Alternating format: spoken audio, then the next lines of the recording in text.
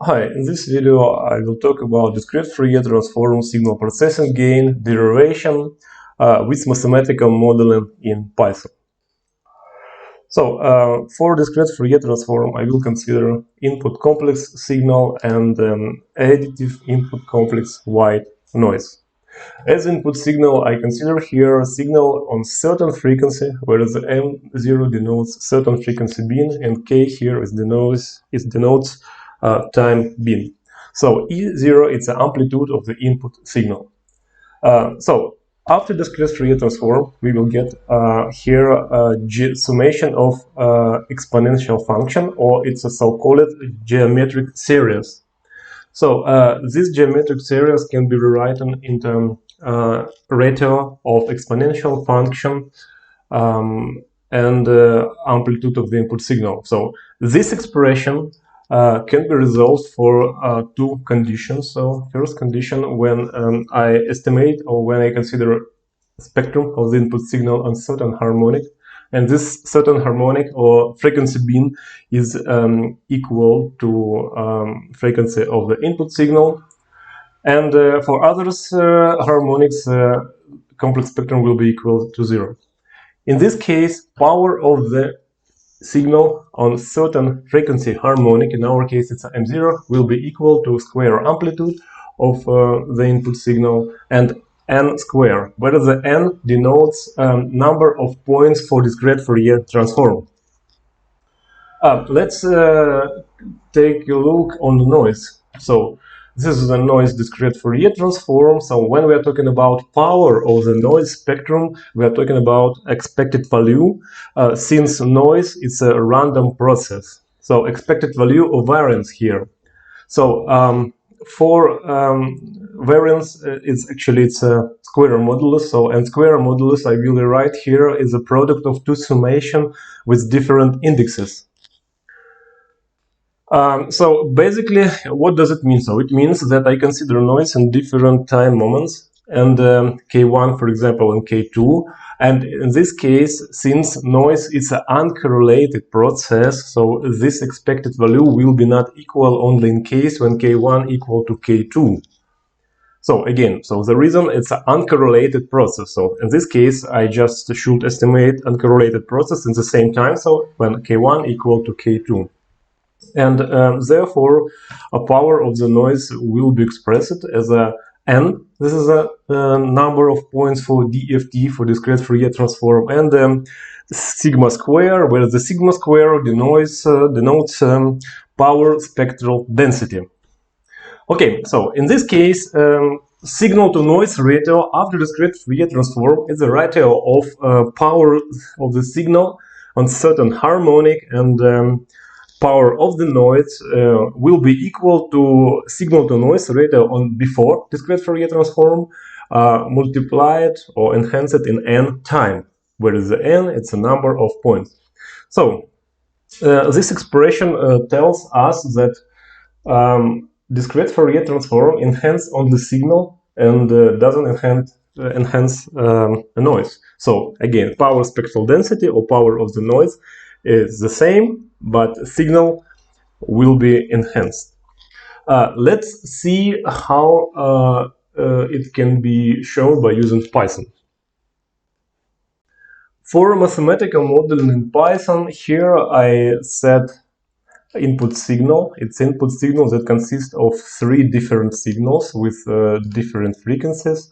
This is a number of points for my discrete Fourier transform. Also here I consider complex white noise with unity power.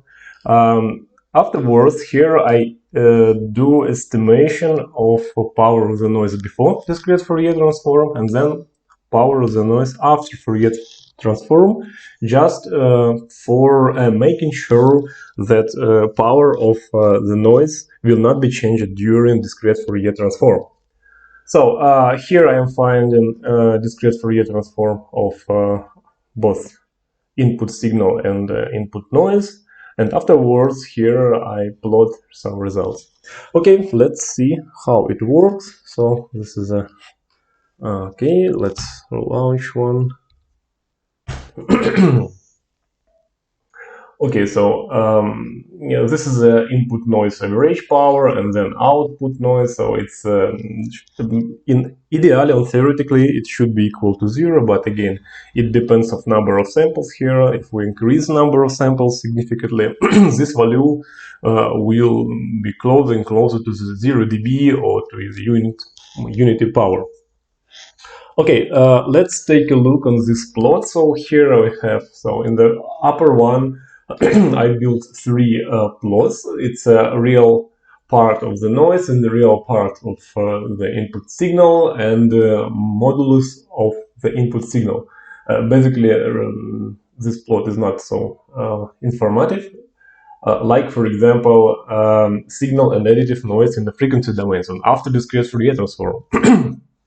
Here can be seen these three harmonics with beams equal to 100, 200, and 300, and with amplitudes that will be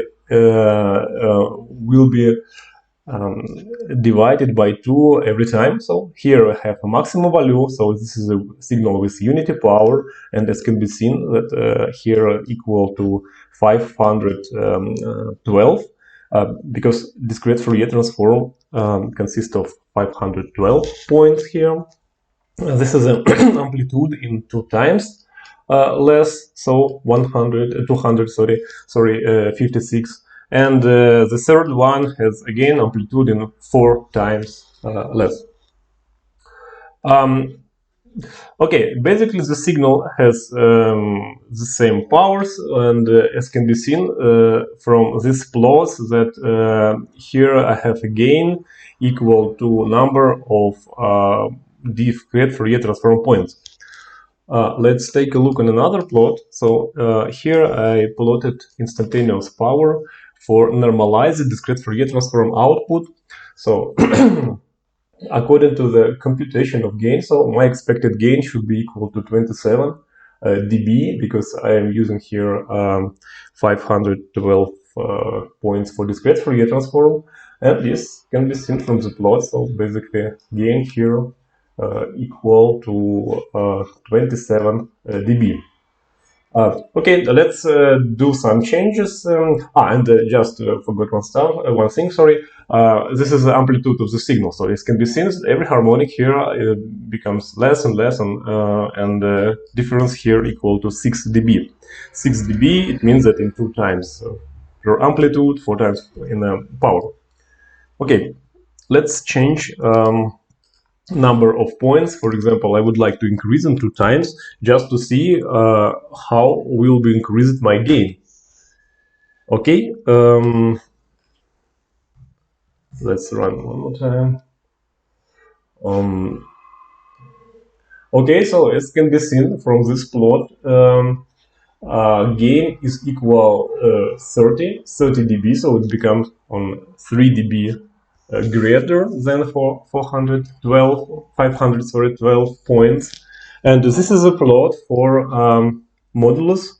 So it can be seen that the maximum value here is equal to 124. It's the number of DFT points. Yeah, and here I have modulus that will be in 2 times less and 2 times less than previous one, the modulus of previous one signal.